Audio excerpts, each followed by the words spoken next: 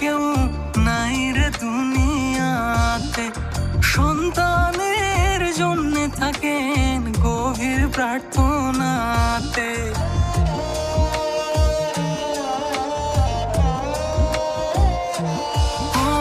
মায়ের মতো আপন কেউ নাই রে দুনিয়াতে।